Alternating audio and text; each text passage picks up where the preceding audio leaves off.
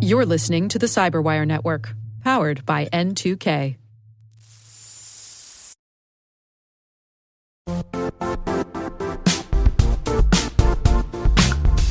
The IT world used to be simpler. You only had to secure and manage environments that you controlled. Then came new technologies and new ways to work. Now, employees, apps, and networks are everywhere. This means poor visibility, security gaps, and added risk. That's why Cloudflare created the first-ever connectivity cloud. Visit cloudflare.com to protect your business everywhere you do business.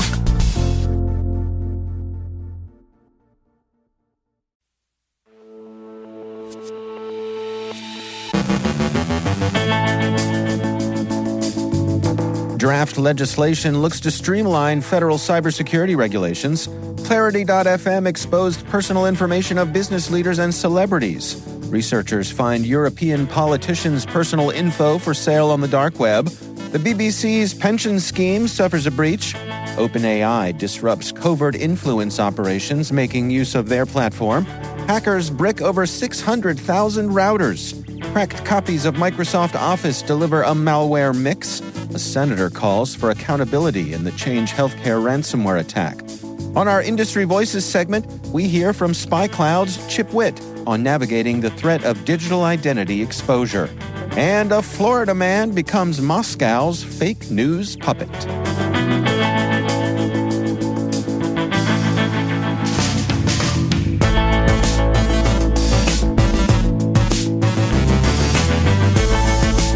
It's Friday, May 31st, 2024. I'm Dave Bittner, and this is your CyberWire Intel Briefing.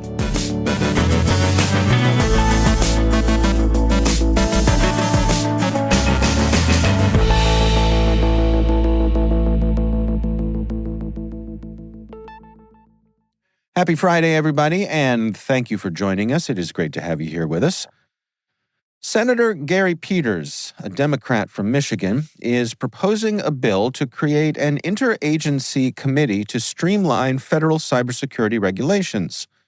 The Office of the National Cyber Director would lead this effort, aiming to reduce compliance burdens for industries. This committee would identify and resolve conflicting cybersecurity requirements within a year and ensure regulatory updates are aligned. The draft legislation mandates a pilot program for at least 3 regulatory agencies to work with the committee on harmonizing rules.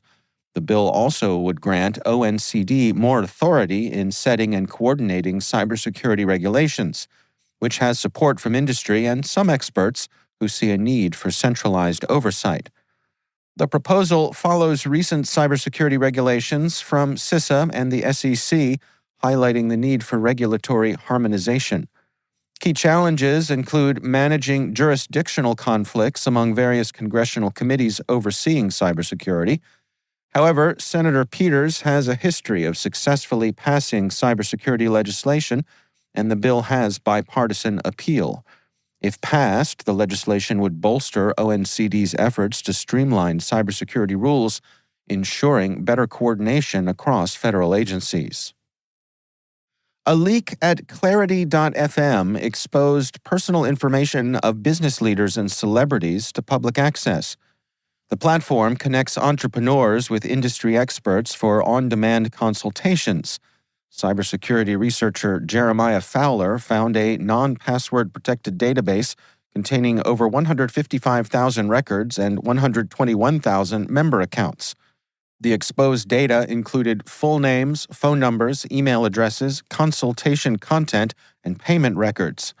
This breach raises significant concerns about data security and the risks of targeted scams, phishing attacks, and blackmail. Fowler secured the database and notified Clarity.fm, but it remains unclear how long the data was exposed or if others accessed it. An intelligence study from security firm Proton, in collaboration with Constella Intelligence, found the email addresses of hundreds of British, French, and European Parliament politicians on dark web marketplaces. Out of nearly 2,300 official government email addresses searched, 918 were leaked. British MPs were the most impacted, with 68% of their addresses found on the dark web. EU Parliament members had a 44% exposure rate, while only 18% of French deputies and senators were affected. These addresses, used on various third-party services like Adobe, LinkedIn, and Dropbox, were hacked and included 697 plain-text passwords. The exposure risks not only the politicians, but also the sensitive information they handle.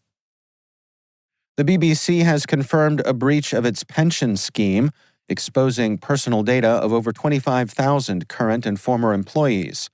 Attackers copied files from a cloud storage device, revealing names, national insurance numbers, dates of birth, and home addresses. The BBC assured that no phone numbers, email addresses, bank details, or passwords were compromised, and the pension scheme's website was not affected. No evidence of ransomware was found. The BBC is working with specialist teams to secure the source and monitor the situation.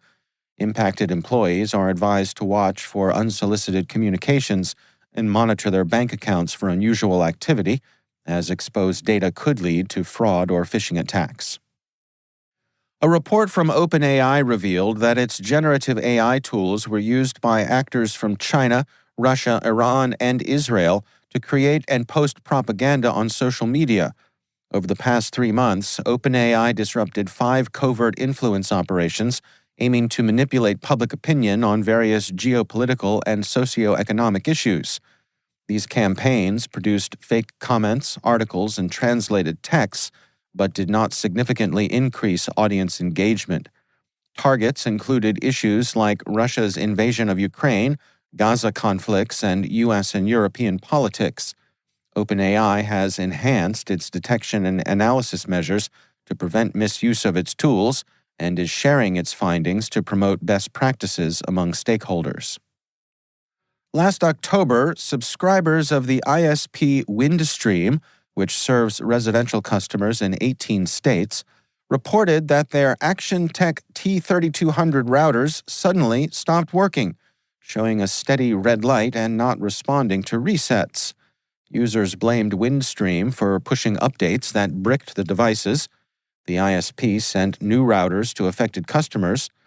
Black Lotus Labs later revealed that the malware took out over 600,000 routers, including those from Windstream, using Chalubo malware to permanently overwrite firmware.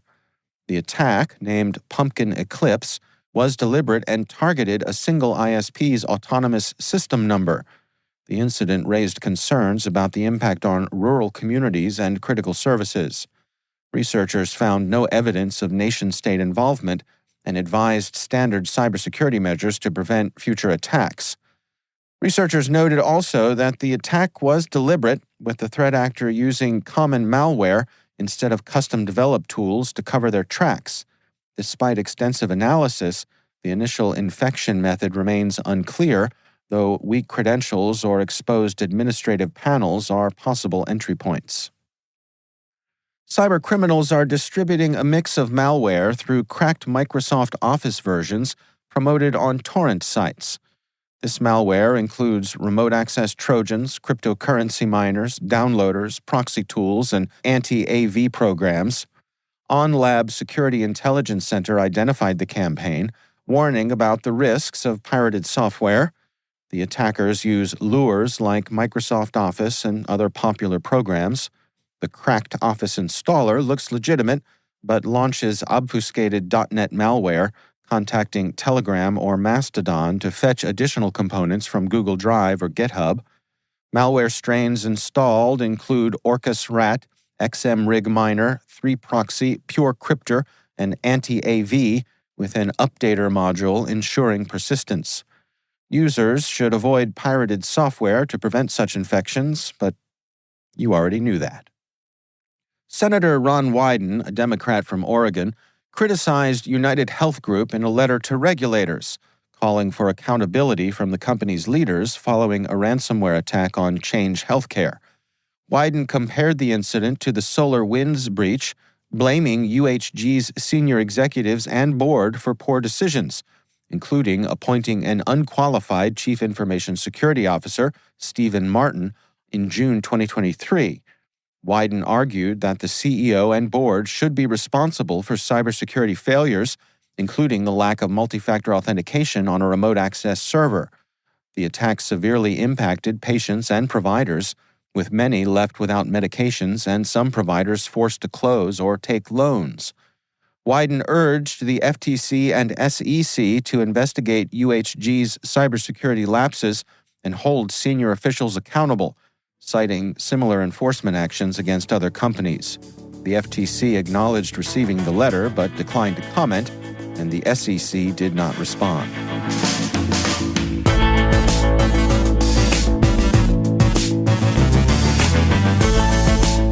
Coming up after the break on our Industry Voices segment, my conversation with SpyCloud's Chip Witt. We're discussing navigating the threat of digital identity exposure. Stay with us.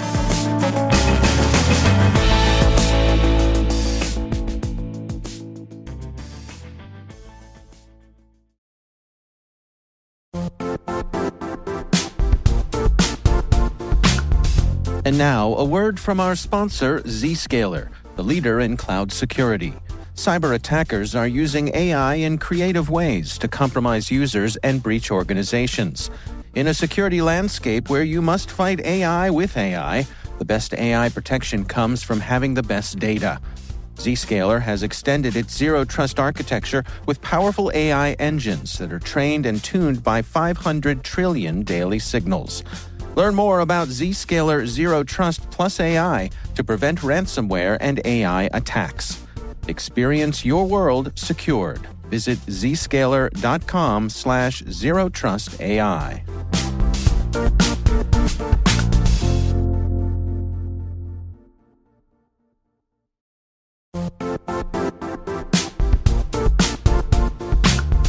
Don't struggle to align your organization's cybersecurity with business risk.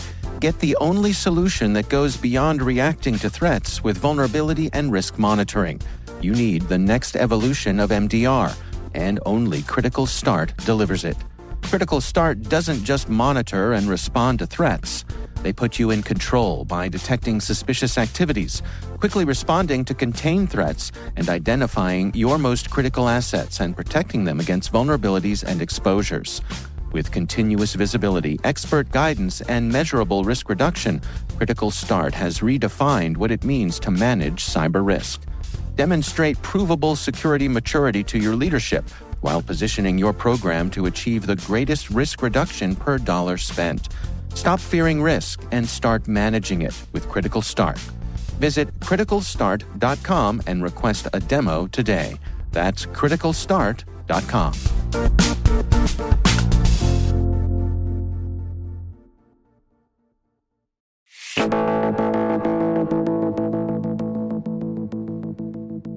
Chip Witt is SpyCloud's Senior Vice President for Product Management. For our sponsored Industry Voices segment, I caught up with him to discuss navigating the threat of digital identity exposure. Traditionally, people think about credentials as a kind of a mainstay around account takeover prevention, that sort of thing. But our concept of digital identity is a little bit beyond that. It includes things like authenticated session tokens, API keys, webhooks, passkeys, and of course, a lot of personally identifying information that users have on their machines or have in their interactions with the applications that they use. So it's a lot of stuff going on behind the scenes that I suppose most people don't think about day to day. Exactly. And it comes down to the fact that it's not about traditional credentials, it's about access. Right. So the way users access applications is buried in a lot of different things. And one of the key pieces of this is identity is useful to criminals in a lot of different ways. To get access to stuff, certainly, but also to create synthetic identities to hide under the radar of other sorts of systems that detect and know your customer, know your employee in enterprises, and allow them to look and feel, taste, smell just like a real user. Can you give us a little bit of a sense for where we find ourselves right now when it comes to digital identity and people's efforts to protect it? You know, it's kind of interesting is just looking at the stats from our recent identity exposure report is that you have a lot of users, over 60% are still reusing passwords. that's a fundamental thing. That kind of goes back to the old credential set. So people aren't learning the lesson. If you look at some of the most prevalent breaches and cyber crimes that have been committed out there, most of them start with some sense of credential or access that the user has let get out in the open. Passwords and password reuse is a big part of that. The other thing is the prevalence of malware. Info stealing malware is a new toolkit that criminals are leveraging to get access to a broader set of information that completes that full identity story that we were just describing. And that's tremendously dangerous. If we look at info stealers, there are 52 info stealing malware families that were active, and 4 are entirely new families. Atomic Stealer, Mystic, Exila, and Latita all are gathering information about the user and are infecting, and oftentimes doing their business and then uninstalling themselves, escaping detection with EDR, XDR, and other sorts of tools. And we have evidence of that because one of the things that SpyCloud does is we recover the data that's actually in use and being actively traded by criminals. And this means that it has escaped the standard protections. It's in criminals' hands and it's in active use. And that tells an interesting story. Well, help me understand that. I mean, does that mean that you all are seeing the data that is out there that the bad guys are trying to sell, and then you can sort of correlate that with someone who may or may not know that they've been victimized? Exactly right. So we are actively looking for information in the underground, infiltrating circles to gather that information up and understand what the criminals are actively using in terms of threat. So we see an increase in shared cookies for session hijacking. Huge uptick in that in the last year and a half. And they're using info stealing malware as a way to gain access to that, because info stealing malware, if you don't know, it installs on the machine and it is capable of pulling down everything that machine has, including, example files and things of that nature, credentials, autofills from the browser, cookies, both session cookies and authenticated device or trusted device cookies for bypassing MFA, all this wealth of information. And it can be captured in moments from that info stealing malware. And then that info stealing malware disappears. Enterprises don't know, or individuals don't know that they've been attacked. And then that information is packaged up by criminals and bought and sold, traded. Some of it's actively used, so that it's purpose gathered, but most of it is just fed into the ecosystem to perpetrate other sorts of crime, like targeted ATO attacks. I mentioned synthetic identity, so basically formulating identities to commit fraud. And my favorite, ransomware. There is a direct linkage to info stealing malware and ransomware attacks that can follow. Do you have a sense for how widespread this is? I mean, how many people are being hit with this? A lot. We actually have, in just 2023 alone, we captured 43.7 billion distinct digital identity assets.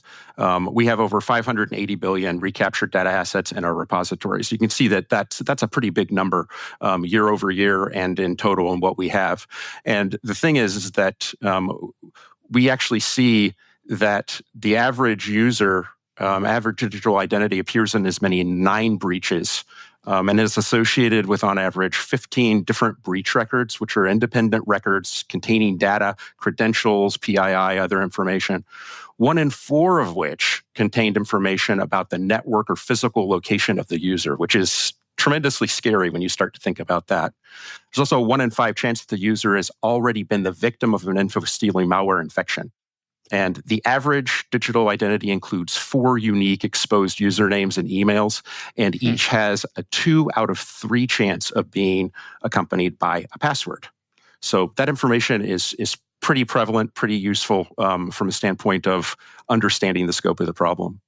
And how do you rank the severity of the different types of information? I mean, like, if someone has my username and password for my password manager, that is a whole different kettle of fish than if they have some, I don't know, my browser fingerprinted or something like that.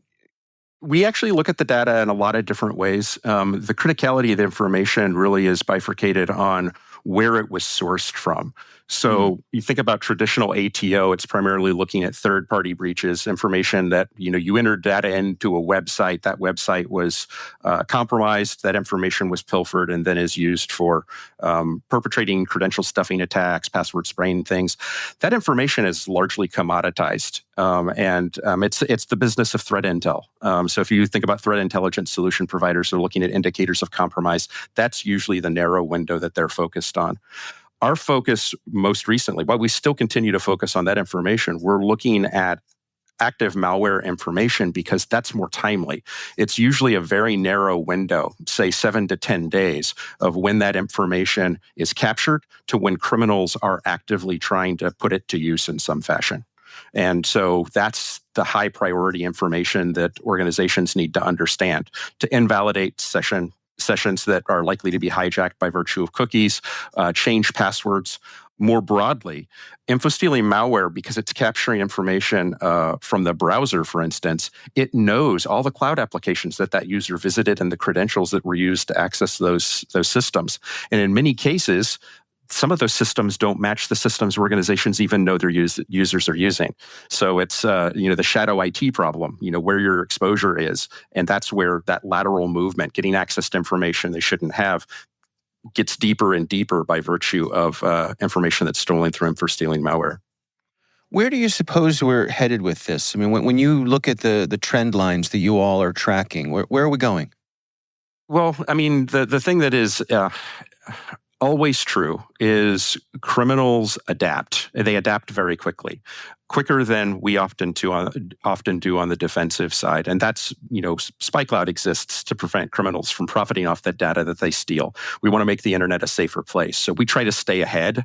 And part of that is tracking what criminals are actively using, what they're asking about, what they're talking about in their closed circles, what they're actively trading, because that is the stuff that is going to be used by those criminals tomorrow to attack you, right? A lot of threat intelligence is focused on yesterday and preventing that from attacking you today. And so you need to stay ahead. You need to understand what the criminals are doing and how they're adapting. And that's, I think, the game, right, is to stay ahead of them by virtue of understanding what they're using and shore up those defenses where you need to. Right now, we're seeing a lot of, like I said, a lot of the session hijacking piece is a huge piece of what we're seeing out there being actively traded, actively used. We're also beginning to see conversations around passkeys, and that's going to become the direction of the future as people move away from passwords. There are still exposures. There's still ways. It's still tied to an identity, and it's an identity focus. And we need to move away from a device-centric view of the credential world and focus more on identity, because identity spreads over a lot of different resources, and the criminal knows this, and that's what they're leveraging. So what are your recommendations here? I mean, for somebody who is beginning this journey and wants to get a handle on their digital identity risk and what they can do to better protect it, where should they begin? They need to be monitoring what's going on with their credentials and their username, email address, domains, and understand what the criminal is using. And that requires using expertise that is outside of the organization very often. And so that's what SpyCloud offers, is the ability for you to understand and contextualize what the criminal understands about you and your identity so that you have that information in hand and can remediate it. The other piece of this is doing it manually is difficult, if not impossible. So you have to have a very clear signal to then force or feed into automation.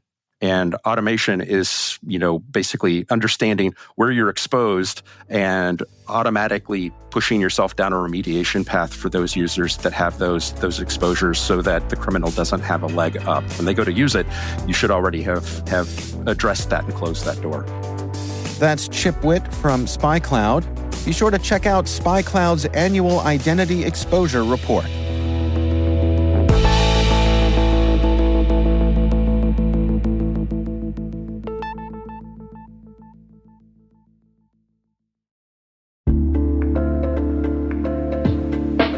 Are lengthy security reviews pulling attention away from your security program?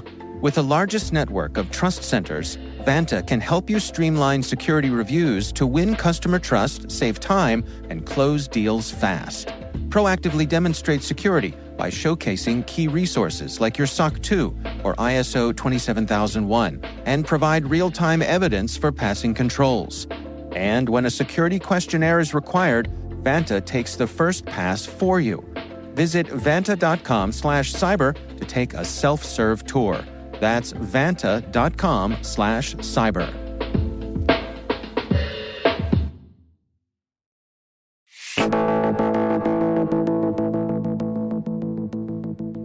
And finally, the New York Times shares the strange case of John Mark Dugan, a former deputy sheriff in Palm Beach County, Florida. About 12 years ago, Dugan allegedly began a run of deceptive endeavors by emailing voters, posing as a county commissioner to oppose the sheriff's re-election. He later posed online as a Russian tech worker to leak confidential information and created a fictional New York City heir named Jessica to trick an advisor into revealing improper conduct. These early exploits set the stage for Dugan's current role in Russia's disinformation campaigns. Now 51 years old, Dugan resides in Moscow under political asylum, orchestrating a complex network of over 160 fake news websites. Using commercially available AI tools, he fills these sites with tens of thousands of articles, interspersed with bespoke fabrications attributed to Russian intelligence. Despite Dugan's denials, digital trails and confirmations from a friend suggest he is behind these sites. This marks a significant escalation from his troubled life in the U.S., which included accusations of excessive force and sexual harassment, leading to costly lawsuits and his eventual flight from 21 felony charges. Dugan's activities include impersonating an FBI agent in a call to Stephen Brill of NewsGuard, a company tracking his fake news sites. This led to an FBI investigation tracing the call to Russia. Researchers and officials believe Dugan's disinformation network, largely focused on Russian narratives about the Ukraine war, is poised to interfere in upcoming elections worldwide, targeting diverse audiences to destabilize democratic systems. John Mark Dugan's evolution from local trickster to a key player in Kremlin-backed disinformation illustrates the escalating threat of fake news and cyber deception. His actions underscore the importance of robust cybersecurity measures and vigilance against disinformation. It would seem that Dugan went from chasing crooks in Palm Beach to chasing clicks in Moscow.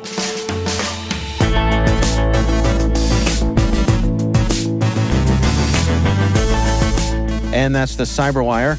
For links to all of today's stories, check out our daily briefing at thecyberwire.com.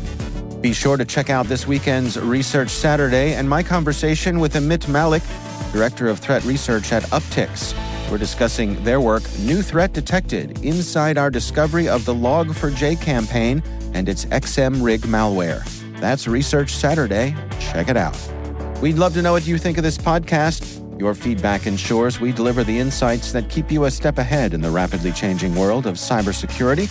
If you like our show, please share a rating and review in your podcast app. Please also fill out the survey in the show notes or send an email to cyberwire@n2k.com. We're privileged that N2K CyberWire is part of the daily routine of the most influential leaders and operators in the public and private sector, from the Fortune 500 to many of the world's preeminent intelligence and law enforcement agencies. N2K makes it easy for companies to optimize your biggest investment, your people. We make you smarter about your teams while making your teams smarter. Learn how at n2k.com. This episode was produced by Liz Stokes. Our mixer is Trey Hester, with original music and sound design by Elliot Peltzman. Our executive producer is Jennifer Iben. Our executive editor is Brandon Karp. Simone Petrella is our president. Peter Kilpie is our publisher. And I'm Dave Bittner. Thanks for listening. We'll see you back here next week.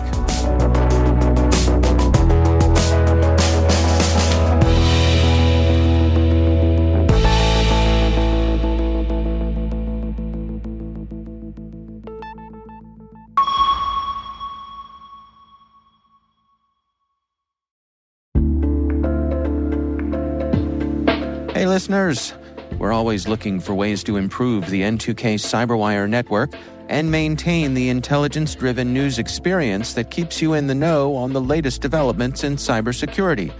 We've launched our 2024 audience survey and would love for you to take a few minutes to share your feedback. And hey, there's even a chance to win a $100 Amazon gift card if you complete the survey. Visit cyberwire.com/survey. That's cyberwire.com/survey and share your feedback now.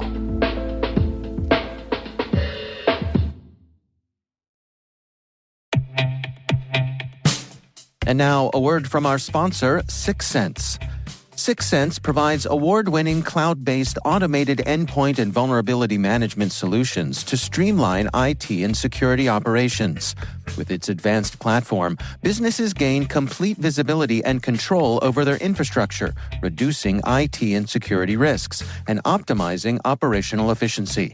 With 6sense, you'll get real-time alerts, risk-based vulnerability prioritization and remediations, and an intuitive automation and orchestration engine so you can focus on your core business goals, confident in the knowledge that your enterprise is secure, compliant, and running smoothly.